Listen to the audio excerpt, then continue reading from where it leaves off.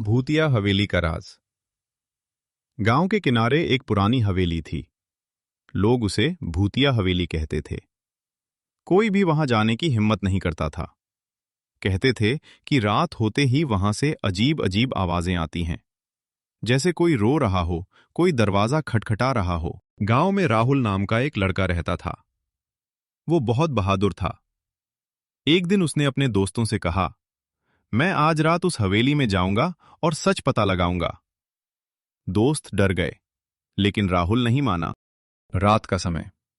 रात के 12 बजे राहुल एक टॉर्च लेकर हवेली की ओर चल पड़ा। हवा तेज चल रही थी, पेड़ हिल रहे थे और चारों तरफ सन्नाटा था। जैसे ही वो हवेली के पास पहुंचा, दरवाजा अपने आप चर्र करके खुल गया। राहुल थोड़ा डर गया, लेकिन अंदर चला गया। हवेली के अंदर अंदर सब कुछ टूटा फूटा था। दीवारों पर जाले लगे थे। अचानक उसे ऊपर से किसी के चलने की आवाज आई।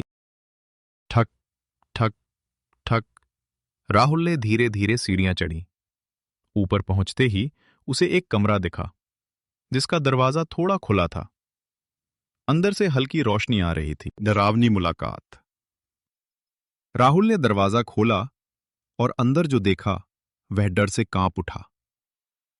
एक बूढ़ी औरत सफेद कपड़ों में बैठी थी। उसकी आंखें लाल थीं और बाल बिखरे हुए थे। उसने धीरे से कहा, तुम यहां क्यों आए हो? राहुल डर गया, लेकिन हिम्मत करके बोला, मैं जानना चाहता हूं कि आप कौन हैं। भूत की कहानी। वो औरत रोने लगी। उसने बताया कि उसका नाम सावित्री था। कई साल पहले उसके अपने परिवार ने उसे धोखा दिया और इस हवेली में अकेला छोड़ दिया। दुख और गुस्से में उसकी मौत हो गई और तब से उसकी आत्मा यहीं भटक रही है। वह बोली, मैं किसी को नुकसान नहीं पहुंचाना चाहती, बस मुझे शांति चाहिए। राहुल को एक पुरानी डायरी मिली। उसमें लिखा था कि हवेली के पीछे एक गुप्त जगह है, जहां सावित्री की आखिरी यादें छुपी हैं। राहुल तुरंत पीछे गया और वहां खुदाई करने लगा। कुछ देर बाद उसे एक पुराना बॉक्स मिला। उसमें सावित्री की तस्वीर और कुछ गहने थे। आत्मा को शांति। राहुल ने वो बॉक्स वापस उस कमरे में रखा। जैसे ही उसने ऐसा किया, हवेली में तेज रोशनी फैल गई। सावित्री की आत्मा मुस्कुराई और बोली, धन्यवाद, अब मुझे शांति मिल गई। और धीरे धीरे वो गायब हो गई। सुबह गांव वाले हवेली के पास आए। उन्होंने देखा कि हवेली अब शांत थी।